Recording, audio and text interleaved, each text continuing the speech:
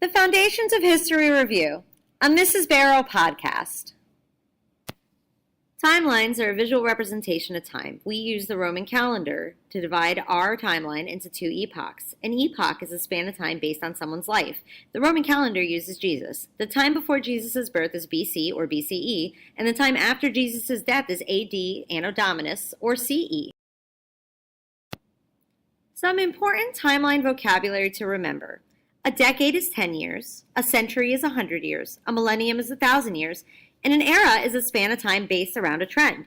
For example, the era of MTV was between 1980 and 1990, and they actually showed music videos. Considering the source is also an important part of history. A primary source is a source created by someone who saw or experienced an event. Examples of a primary source are an autobiography, an interview, and government records. A secondary source is created by somebody who was not there to experience an event. Examples of secondary sources include biographies, textbooks, and research papers. Secondary sources are usually not as reliable as a primary source. Historical inquiry is important. It contributes to other sciences and social sciences. For example, in science, research is used for new theories and history saves the data. Sociology, history tells us how people are related and how they relate to each other. And in economics, it tells us about the beginning of a trade and what works for the economy.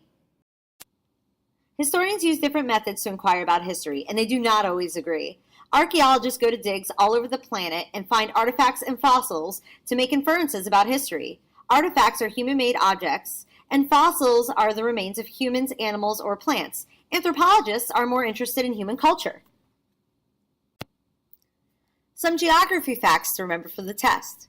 Longitude is invisible lines that run from north to south across the globe. The prime meridian is at 0 degrees longitude running through Greenwich, England. Latitude are invisible lines that run from east to west across the globe. The equator is at 0 degrees latitude. This creates a grid system that helps you find anywhere on Earth.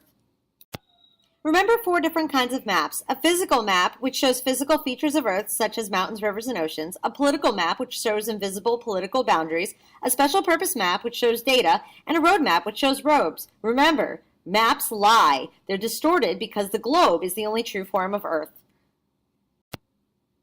Don't forget to review your notes, get a good night's sleep, and look at this video, and you'll do great on your test. Good luck. Created using Powtoon.